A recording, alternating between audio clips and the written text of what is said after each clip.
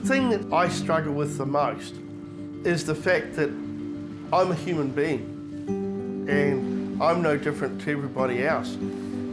But people want to put me in a classification of being different. I was born in New Zealand, I was born on this world, but people want to treat me as some sort of alien from another planet.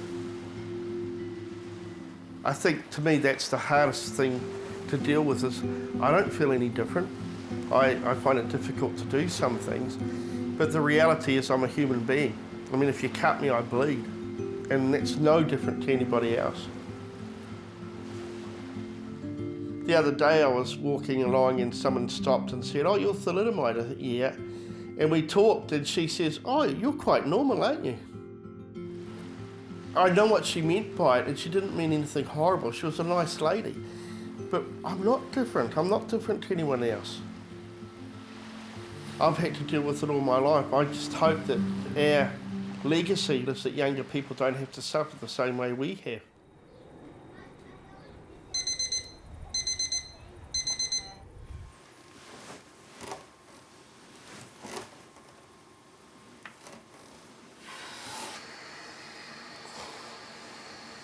Barry de Geest was born with no arms and short legs, the result of the drug thalidomide.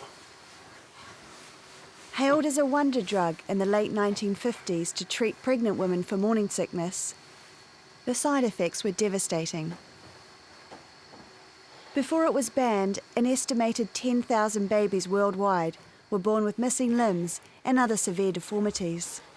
You could look at thalidomide in two ways. You can look at it as what people saying is devastating and a disaster, but in my case it's made me who I am. And I'm proud of who I am, and I'm happy to be who I am. I mean, obviously, I don't want to make light of it and say that if I could not be thalidomide, I wouldn't be. But I don't think it's been the big disaster for me that it has been for a lot of people.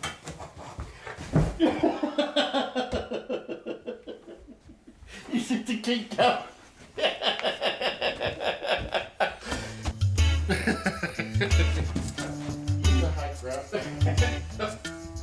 Well, is it? Thank you. That was good. You've done well. What do you think? It's one of the hard parts of living is that I have to have people in my life now. I used to be completely independent. I have a carer come in every morning and help me get up and shower and shave and get me ready to go out to work. And I pay someone to come in and do the cleaning. When I was in my 30s and 40s, I could dress, toilet, do everything by myself. I was completely independent. But now I can't do any of that. Most people will tell you that when I meet them, I put them at ease. So it's me that actually has to deal with my disability to put them at ease. And the reason I do that is because I want to be able to live and function in society. So it's a lot easier for me to put people at ease than for them to try and put me at ease. Barry was born in Oamaru in 1961. His mother Anne suffered from severe morning sickness during her pregnancy. Her doctor gave her a free sample of a new drug, thalidomide. She only ever took 2 pills. Before Barry was born, his mum, his builder dad and his 2-year-old sister were a typical New Zealand family. They've just healed the driveway. There's no footpath there anymore. It's quite good. It looks nice. His dad put the ramps in because he thought I'd never walk. But that one was so steep I used to fall over all the time. See the little kitchen? That was all done for me. Where you sport brat. I was. When Barry was born, there was silence. And then all of a sudden, they seemed to be rushing around and they covered Barry all together, and then they whisked him away, which was very wrong. Doctors told her Barry wouldn't live. She wasn't allowed to see him for 3 days. And when he survived the week, his mother was told to go home and forget about her son. Barry remained at the hospital. His mum visited him every day for 9 months, until one day she just picked him up and took him home. From then on, his mum did her best to bring him up like any other kid.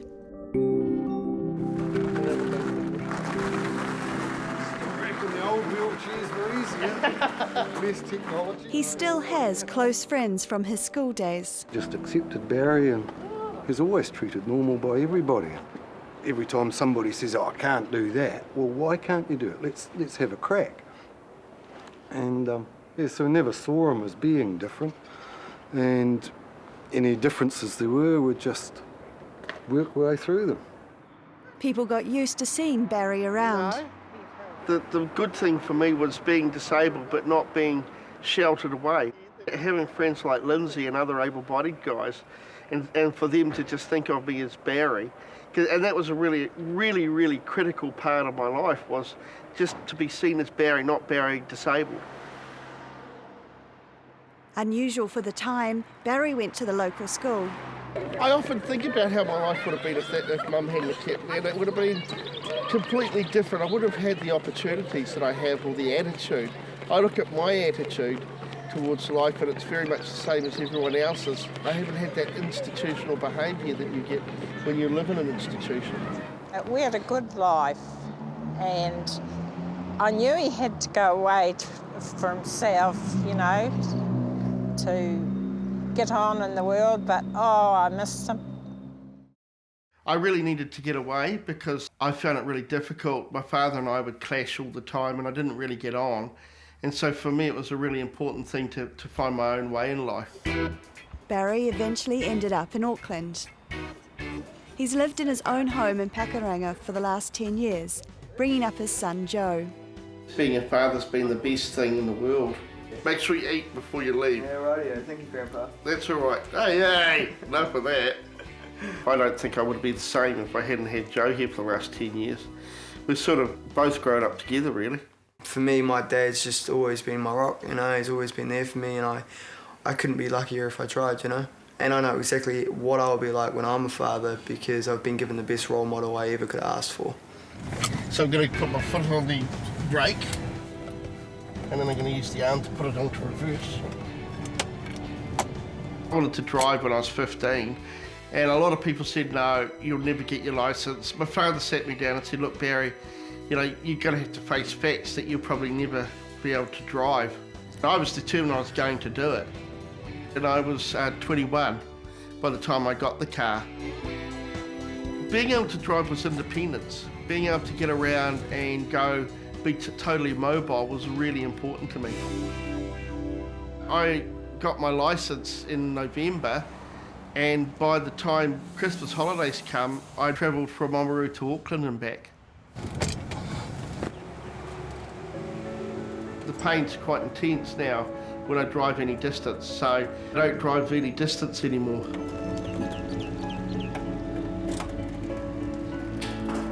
Morning, Janice.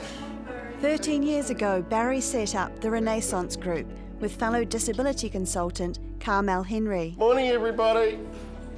Morning, Barry. So what do you got for me today? Oh, I just need cheque signed, bit of cash. Can you hold it up here, please? Today, he's the CEO of what is now the country's largest provider of supported living services. That much? For a long time I've wanted to set up my own business, and I've worked over the last 30 years managing other people's organisations. Like I managed the Wellington Disability Resource Centre and then Crippled Children's Society in Palmerston North. And I gained the skills, management skills that I needed. Barry's now responsible for employing up to 90 staff. Morning. Good morning, Sabina. How are you this morning? All right. You ready for our meeting? I bet you are. You're always organised. All ready. So we set up Renaissance with nothing. We had absolutely nothing. And from there we've built up a business now that we're very, very proud of. At the time, there was no such thing as supported living. Quite a major mind shift for people to move from the organisations providing for disabled people to disabled people doing it for themselves. So we've helped in excess of 1,000 to 2,000 people to become independent. I can't tell you how good it is to be in a position when you're helping other disabled people when I get paid for it. I just want to see other people get something out of life, like I have.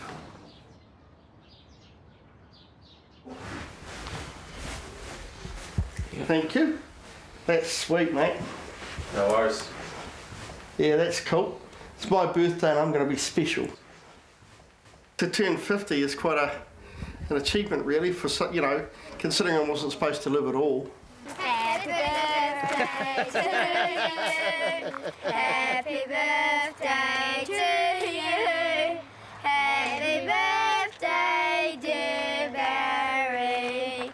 Happy birthday to you. Hooray! Good on you, kids. Well done. He's 50 now, and here we are, so we might behave like we did in the olden days again, eh? I'm just amazed. I did quite often think, now I wonder what he could do. And my mother was dying of cancer at the same time he was born. And she said to me, don't worry about that boy. She said, he's going to be all right.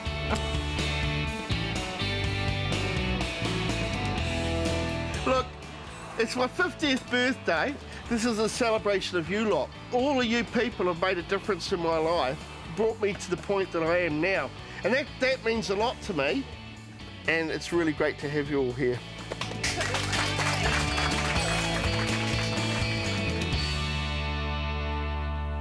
When he turned 50, Barry started thinking about his long-term independence.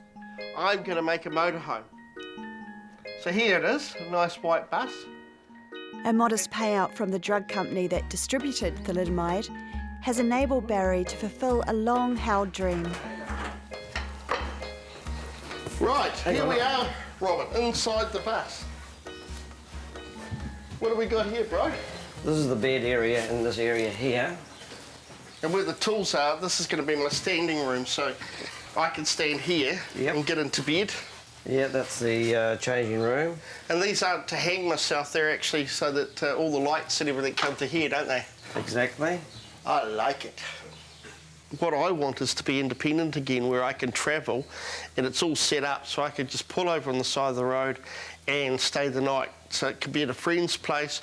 And a lot of friends don't have accessible housing. You know, I might be able to get in it, but then the wheelchair won't get in and I've got to try and walk around, and it's hard for me to do. So having the accessible bus means that I know wherever I go, I'm confident that I've got accommodation. The thalidomide settlement that we got gave me the opportunity to be able to buy the bus, but it's not a cheap project to do, so I used quite a substantial amount of it to buy the bus and also get it modified. I actually see myself eventually living in the bus. My bus. No cold. Why not? No cold. Yes. For a long time I've been very independent. I could shower myself, toilet myself, and over the last 10 years that's slowly dwindled away, so now I actually need help. And that's been a really hard thing for me to come to terms with. It's not easy to be in a house and have people come in, even if they're the nicest people.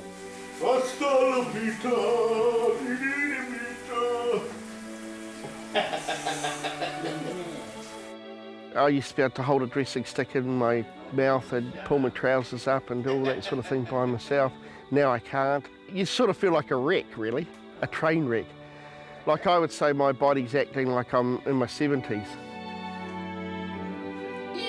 Yeah, I still lift up my arm even though I don't have one. Yeah, that's it. When I turned 40, I went through a midlife crisis like most men, and I went and got an eagle. So then I started to think about other tattoos I could get.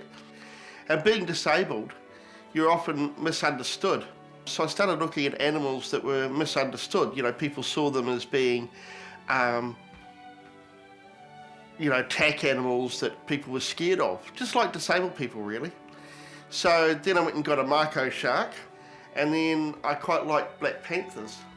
So I went and got, see, most people get a full sleeve and it takes some years to get, but I got a full sleeve in one go. I'm quite proud of my body. It's such a, I mean, it's taken a lot of years to abuse the body the way it is today. Life is a real struggle for anybody. No one has it easy in life. And the hard times have been not having any money, being out of work, having people look at you and treat you like you're something from another planet. Good boy. Good boy. Come here. Good boy. This book today? Yeah, I'll have Weet-Bix. Weet-Bix? Yeah. Okay. What else do you want on it? Banana. Okay, cool. Here you go, Barry. Thank you, sir. No problems.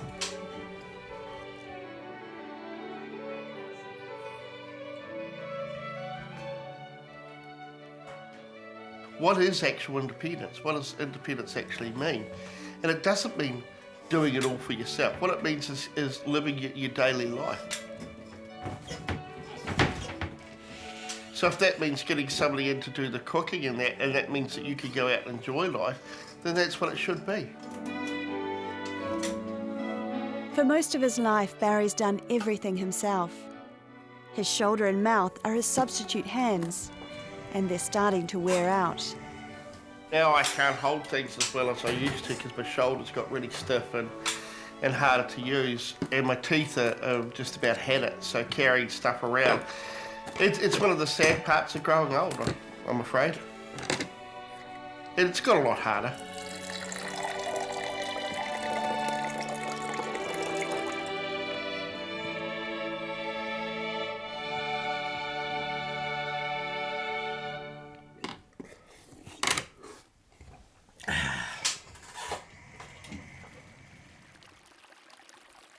There are dark times. I do get in a dark place, and sometimes it's hard to get out of that dark place. There's been a number of times when I felt like I didn't want to be here. When I was a kid, I remember standing on the edge of our swimming pool at home, and it was empty, and thinking that if I dived in now, it would be all over. It was about the energy levels it takes to live. And about 4 or 5 years ago, I started to get back in that headspace again, and I was tired, absolutely exhausted with trying to cope with life and trying to cope with everyday events and just getting up in the morning, just getting up out of bed, you know, and going to bed, having to put the breathing machine on, take it off, and do all the things that I had to do every day to live life. And so I thought, well, I've done it. I've done everything I set out to do. I can drive, I've lived my life, I own my own home. What's left to do? What do I really need to be here for? Because I just felt like maybe this was time for me to depart, you know, and have a rest, because I thought I'd earned a rest. But my problem is that I always want to know what's happening tomorrow. What's going to happen tomorrow? If I go now, what am I going to miss out on? Love you. Love you too. You're a stirrer. Yeah. Barry met Bronwyn 12 months ago.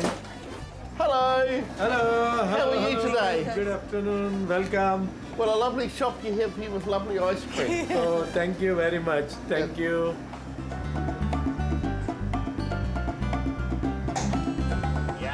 But she wasn't an easy catch.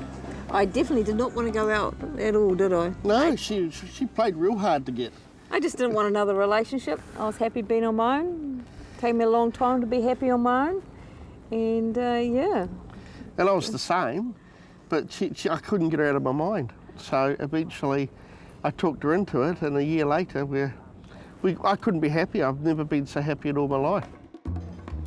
When we're together, we're kind of always laughing, we're always doing things. Yeah, Barry's just a lot of fun to be around, and yeah, it's just awesome. Well, do not put it all different on me.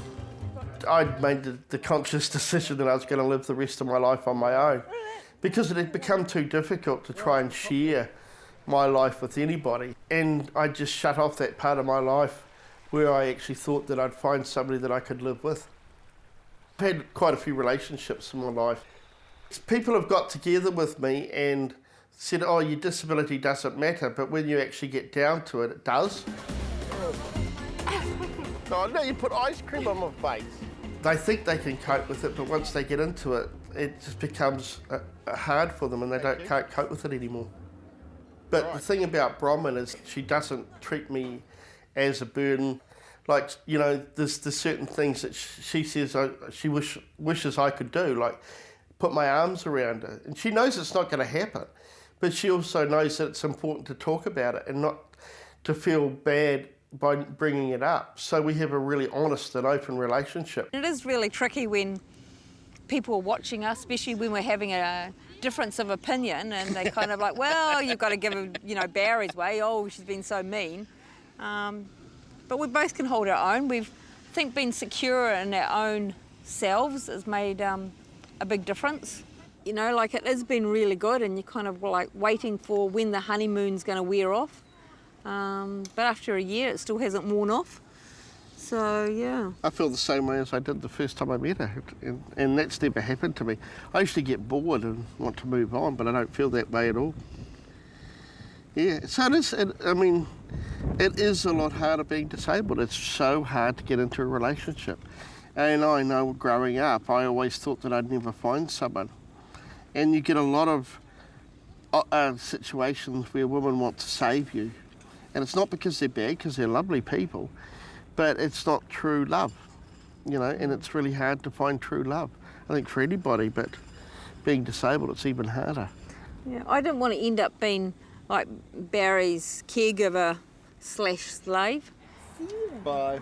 I've got my own life, you know, like I'm busy at uni, and I think that gives me something for me, and Barry supports that and encourages it.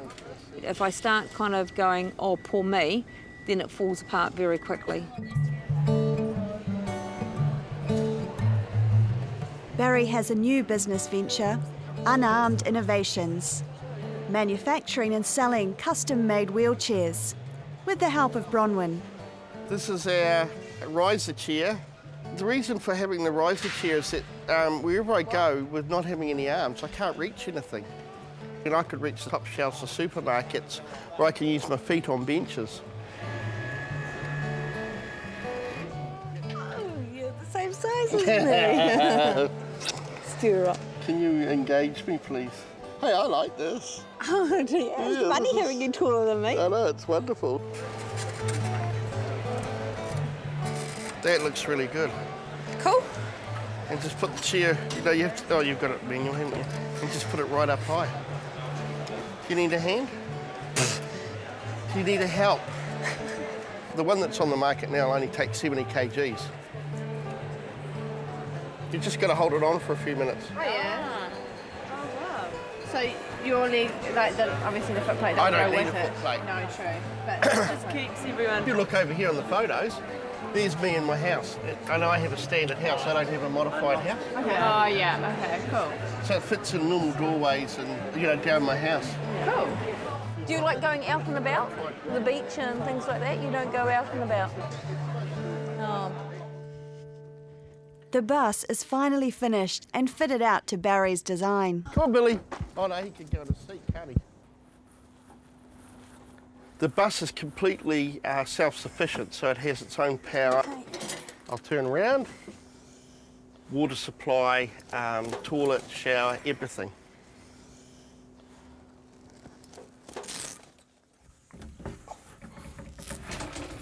And in here, we have the shower and toilet. Yeah, so it's all very self-sufficient for us to go away in. But with his loss of mobility, Barry can no longer drive the bus. His dreams of freedom were in danger of disappearing. Fortunately, Bronwyn is more than happy to take the wheel. I've got my trusty driver. She's good, eh? She's the perfect woman. Bye, y'all.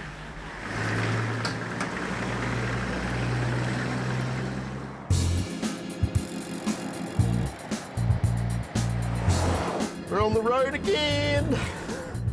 We've been from Kaitaia right down to Tauranga, through to Taupo, down to Palmerston North. So we've been all around the sort of top middle of the North Island. It's been great. We've stayed in all sorts of places.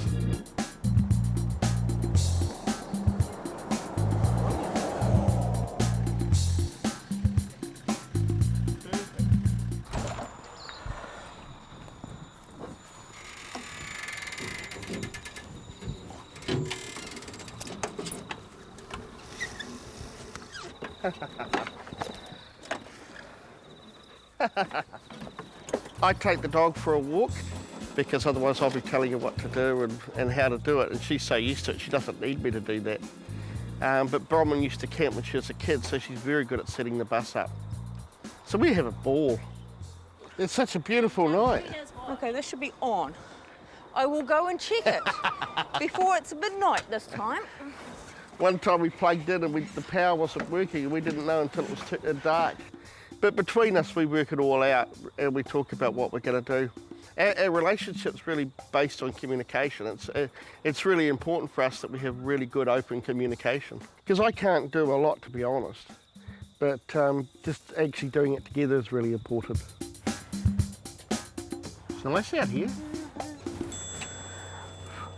Are you going to still want pear crumble for tea tonight? Of course. I believe that we're very good for each other. I've never felt so confident with a relationship. I just feel happy and contented, and I feel like we can take on the world. Bronwyn makes it easy. She pushes me along, literally pushes me along, and getting in and out of bed's a struggle, but she gives me a hand and she'll push and shove. It's a lot of fun. We can be away by ourselves with no one interrupting, and we can go where we want, and I just love it, and I love being with Bronwyn. Isn't this the life? Life's a battle, but it's a battle worth fighting.